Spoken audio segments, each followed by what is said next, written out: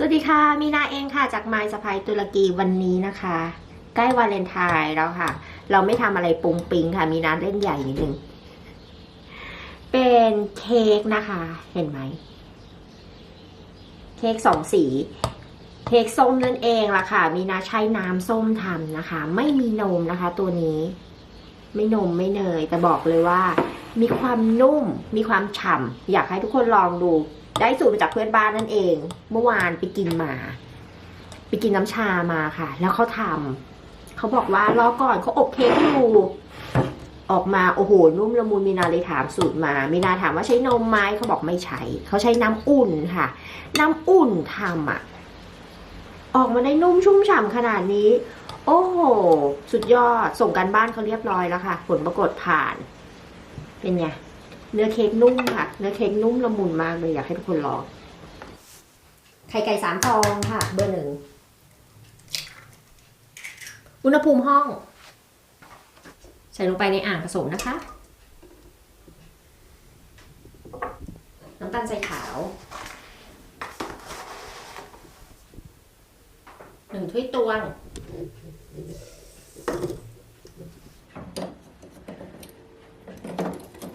เดี๋ยวเราจะปั่นน้ำตาลกับไข่นะคะให้ขึ้นฟูขาวนิดนึง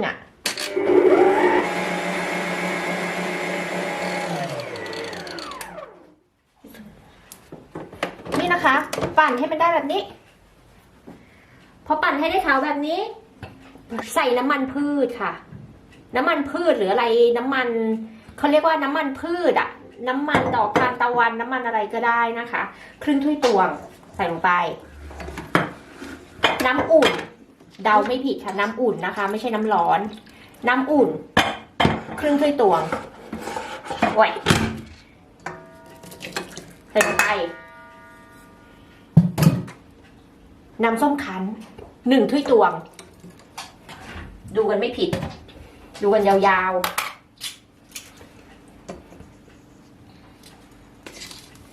ผงฟู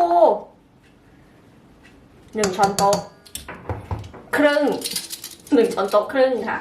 ใส่ลงไปถ้าอยากใส่1 ช้อนโต๊ะก็ได้แต่มีนาใส่1 ช้อนโต๊ะครึ่งและอะไรต่อเอาออกก่อน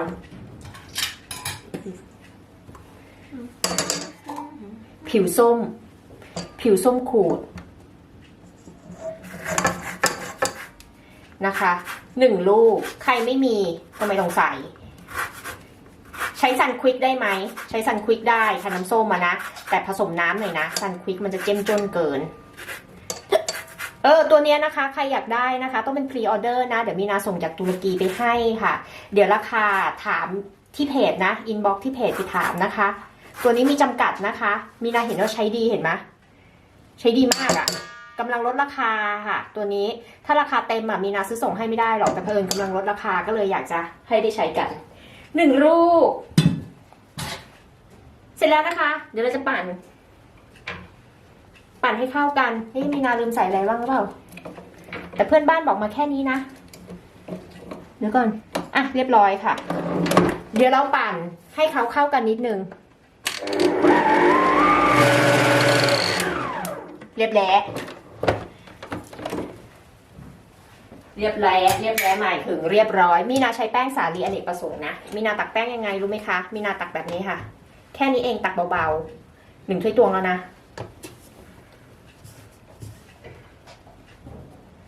2 ถ้วยตวง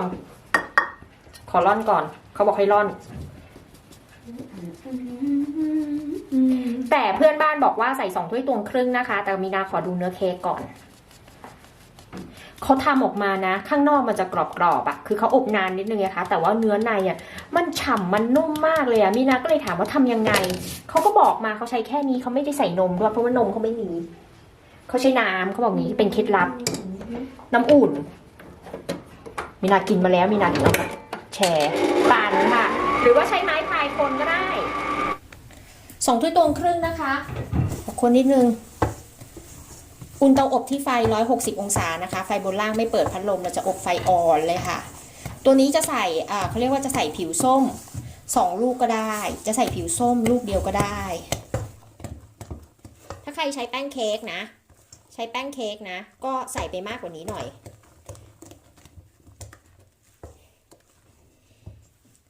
เนี่ยค่ะ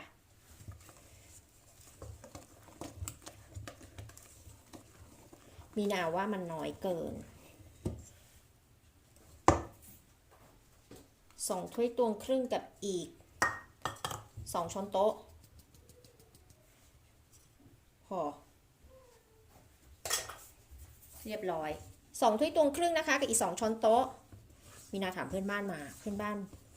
ลักษณะการตวงเขาอาจจะไม่เท่ากันก็ได้คนค่ะคนส่วนผสมให้เข้ากัน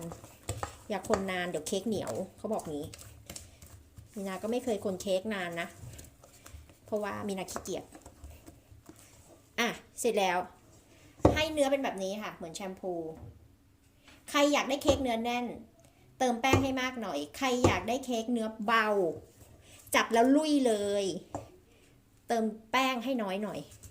จริงๆนะคะอ่ะแค่นี้ค่ะเดี๋ยวเราจะใส่พิมพ์มีนาใช้พิมพ์นี้ทาเนยไปเรียบร้อยค่ะทุกอนูเทครึ่งหนึ่ง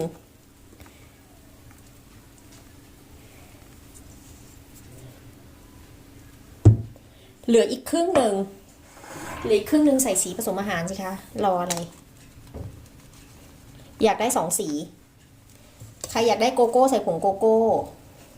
อันนี้อยากได้สีแดงแรงฤทธิ์ใครจะใส่เป็นผงบีทรูทก็ได้นะคะผงบีทรูทก็ได้เหมือนกันค่ะแล้วก็ผงสตรอเบอรี่มันไม่ค่อยแดงหรอกมีนาจะมาเฟกใส่ผงสตรอเบอรี่แล้วแดงขนาดนี้ก็ไม่ได้ไม่เฟกค่ะใส่สีผสมอาหารนี่แหละค่ะใครจะใส่สีส้มก็ได้นะ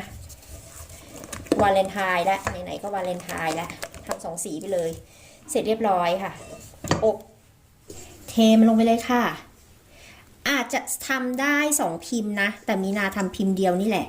ให้มันพองๆอืดๆออกมา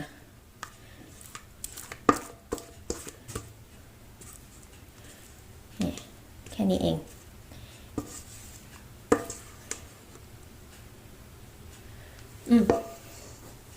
เอาด้ามช้อนเนี่ยแหละค่ะเกลี่ยมันลงมาถ้าอยากได้แบบว่าให้มันเป็นแบบ2 สีอยู่ในอนูนะเกลี่ยมาลงมาเกลี่ยแล้วคนมันขึ้นมาอย่าคนมากค่ะเดี๋ยวมันจะรวมเป็นเนื้อเดียวกันอ่ะแค่นี้แหละอบเลยค่ะไฟ160 องศานะคะไฟบนล่างไม่เปิดพัดลมเดี๋ยวจะดูว่าอบกี่นาทีเคาะไหมเคาะได้นะเนี่ยเคาะใครจะใส่แป้งถึง3 ถ้วยตวงก็ได้นะคะไม่มีปัญหานะตัวนี้เดี๋ยวอบเลยจ้ะอบมาแล้วนะคะมีนาอบนานเลยแหละมีนาอบประมาณ50 นาทีบอกเลยว่าเขาจะต้องเป็นแบบนี้ค่ะเราจะอบประมาณ40 นาทีก็ได้แต่ว่าคนตุรกีเนี่ยค่ะพวกต่างชาติเขาจะอบให้เปลือกเนี่ยเข้มเพราะว่าจะได้แบบกรอบนอกไงคะข้างนอกมันจะแบบกรุบๆแล้วก็นุ่มในขออนุญาตนะคะเห็นไหมดูความนุ่มถ้าเราอบสีอ่อนนะข้างในมันจะไม่สุกใช่ค่ะลูกชายจะกินแล้วกลิ่นหอมมากนะแม่สามีโทรมาค่ะเดี๋ยวตัดให้ดู